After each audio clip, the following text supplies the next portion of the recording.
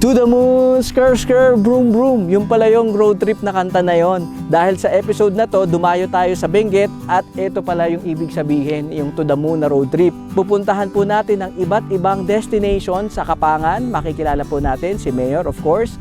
Maraming salamat po sa pagpapa-unlock sa aming imbitasyon na mai-feature ang inyong ecotourism, ang mga hidden gems. Samahan niyo po ako ngayong episode na to dito sa Kapangan at i-discover natin ang mga hidden gems, mga tourist destination na karamihan sa atin ay hindi pa nakikita.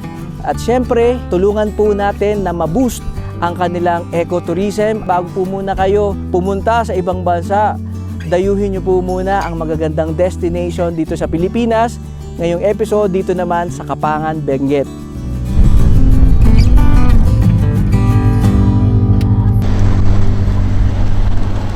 Insan! Hoy, Saan tayo pupunta ngayon? ewan ko sa'yo, ba't mo ba ako dinala rito? Hindi nga, saan tayo pupunta? Dito po tayo ngayon sa Kapangan. Mamasyal po. Dito po ang inyong likod, si Tito J at si Insan Tony. Insan Tony po. Good morning sa ating lahat. Well, of course, ang aming greetings dito ay Mayat Lawa ay Agsapa, ay Manny Fermin. Ang Kapangan naman po ay 15 barangays. Ito ho'y composed of Kankanayan Ibaloy. It is an indigent dialect namin dito as indigenous peoples of the province of Benguet.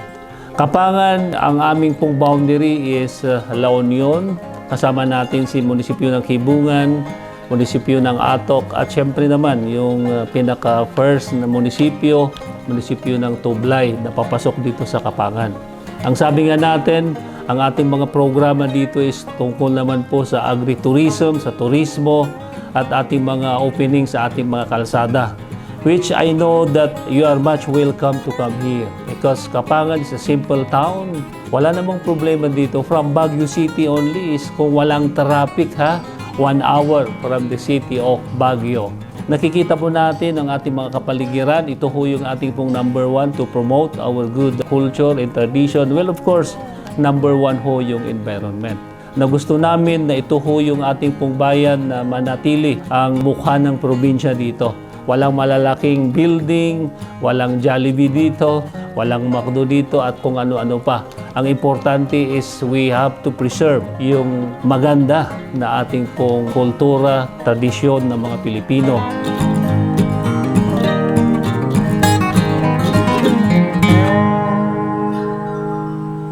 Ang ating pong mga local tourist spot naman po ay it is natural and a little bit of man-made. Pero ang most of our natural resources dito or turismo is natural. Ang kasama natin dito is mga local, ang mga Barangay Tourism Council to help us to boost our tourism. Unti-unti lang naman na kami po ay hindi ho malaki yung mabayaran dito. May mga homestay natin like the Sobanis Abong. Ito ho yung katulugan na it is a nipahat. Abong meaning is a nipahat. And syempre naman, yung mga masasarap na gulay dito, kagaya po ng fresh na sayote, pipino, beans. Wala akong Baguio beans. That is a Benguet beans. Tama? Ang Kapangan ay marami na ho. Ito rin ho yung bell pepper. Ito yung sili kung tawagin. California bell pepper. Yun ho yung mas marami dito na siya ho yung isang pangunahing produkto ng ating pong bayan na Kapangan.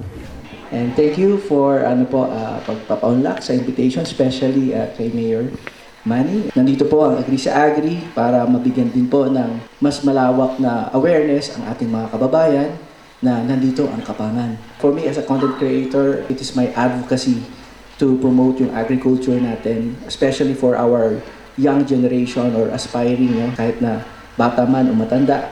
We would like to encourage every Filipino to pursue yung farming because nauubos na ang farming natin. Napakalawak pa ng lupain ng ating bansa. Our country needs more farmers and we have a vast land all over the Philippines, lalong-lalo na dito sa napakagandang lugar ninyo. So, andito rin po ako para bigyan po ng awareness ang ating mga kababayan at makatulong ma-boost ang turismo dito sa Kapangan sa buong Benguet. Ano, Insan? Nadadala ka na ba sumama sa akin o gusto mo pa sumama lagi? Sama lang lagi. So finally, nakababaan na rin kami dito. Pinapagod ako, pinapalitan tiyan ko. Yan. By the way po, papakilala natin ang ating guide dito. Hello po. Yan, si Kuya Benny. Benny June. La Trinidad. Yan, so kung gusto nyo dumayo dito at kailangan nyo ng poging guide,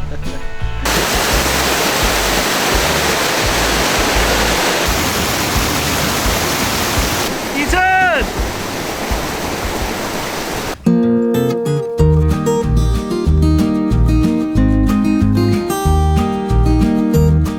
Ayan, so isa po sa napakagandang pwede nyong pasyalan, ang malapit lang po sa Kapangan ay ang barangay.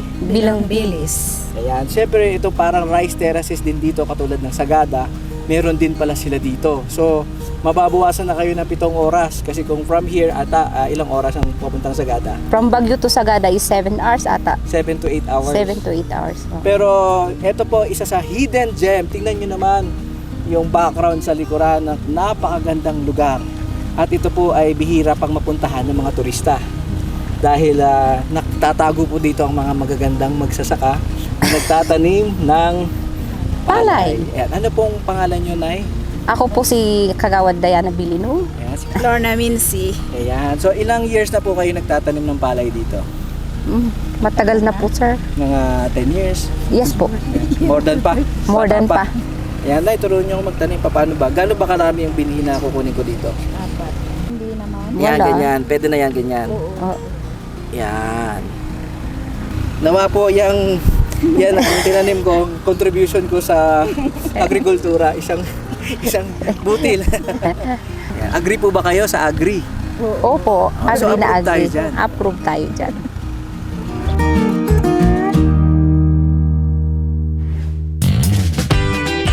Papakilala po natin ang isang makisig dito sa Kapangan na nagtatanim ng lemon. Oh, Ano pong pangalan niyo, Tay? Benedicto Parase. At kilala kayo bilang sa alias na O Diki. si Diki. si Tatay Diki. Tay, etong mga lemon nyo dito, ilang years na? 6 years na ngayon. Mhm. Umabot ng 25 years. 25 Ang years lifetime, na. oh. Ano po ang mga naging trabaho nyo pa noon at tinanim? Driver. Dati kayong driver. Ilang years na po kayong nag-drive? 30 years. 30 years, tapos ngayon sa pagsasaka ng Oo. lemon, ilang years na? 10 years. 10 years na.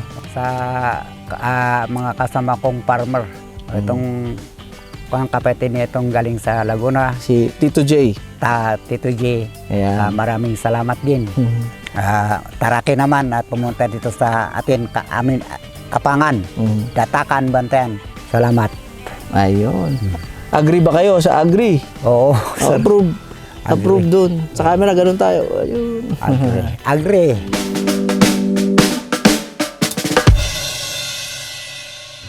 And then fifth, lastly, in support to this agree to agree. Why? We support them because one way or another, they promote our products. Siyempre, ang palaging sinasabi ng ating mga farmers is walang buyer, awan iti outskirt na pag-ilakuan tayo. So God bless and have a nice day. Sana hindi ho darating yung malakas na typhoon. We pray for it. Thank you so much. Ayan, kasama po natin si Sir Dave. Nagawa po nilang magtanim ng kape na ang sa ibabaw naman ay meron ding mga sayote. Anong year lang na-introduce yung pagsasama ng kape? Almost 2005 ata yun. 2005. Matagal-tagal na din po. Kaping-kape. May yung iba yung process kasi may barakong ganun ba? Tigas. Mag-iisip muna ako.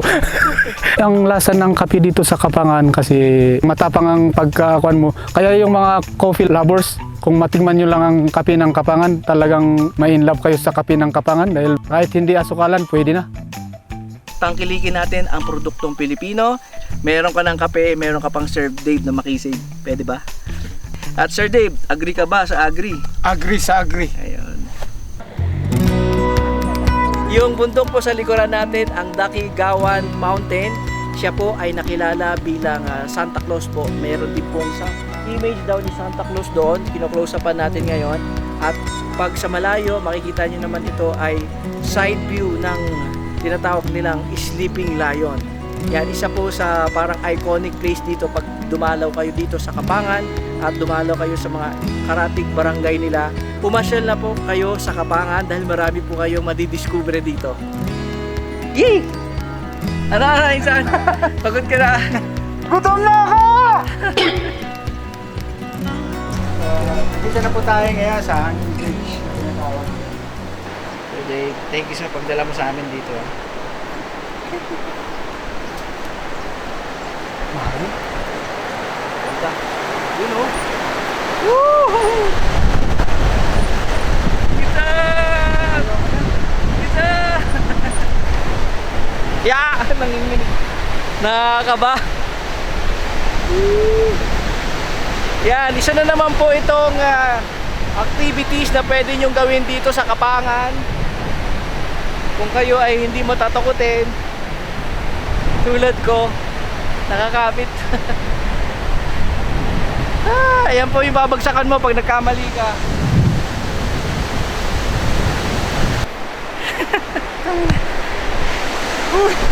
Uy!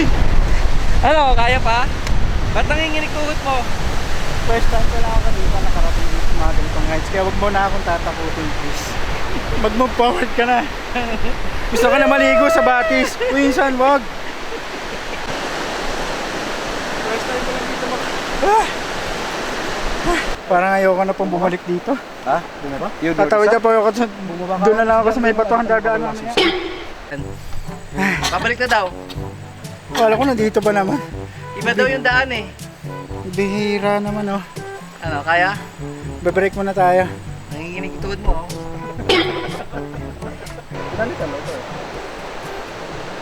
And we thank you so much sa ating pong mahal na Congressman Eric Yap, ang ating Gobernador Dr. Melchor Diclas, sa tulong-tulong ng mga local officials at lahat-lahat po ng mga tao dito.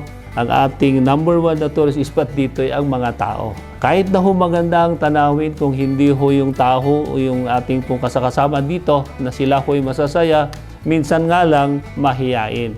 Pero walang problema dyan. Nakakaintindi na naman po sila ng ating pong pananalita na Filipino o Tagalog. Pero mas magaling ho sila sa English, lalong-lalo na ho yung mga ating pong mga kasama na mga senior citizen. Meron pa rin ang ating pong mga little rice paddies dito o the rice terraces. A mix up also of our plantation sa mga plant natin as on practices natin on the good agriculture practices. So ganun ho yung ating pong ginagawa ngayon dito sa Kapangan. Mga kakailyan, kababayan, mga kabaro natin sa turismo, sa agrikultura, sana ho matulungan nyo ho yung ating mga farmers to help us. Please visit ang ating pong lugar na Kapangan. Ang ibig sabihin ng Kapangan sa English term is come, let's eat. So, kain ho tayo dito ng masasarap na delicacy natin sa Kapangan. I now declare na kayo ho'y ikapangan. Salamat. Thank you so much and God bless us all. Thank you so much. So, Mayor, agree ba kayong lahat dito sa Agri? Agri sa Agri!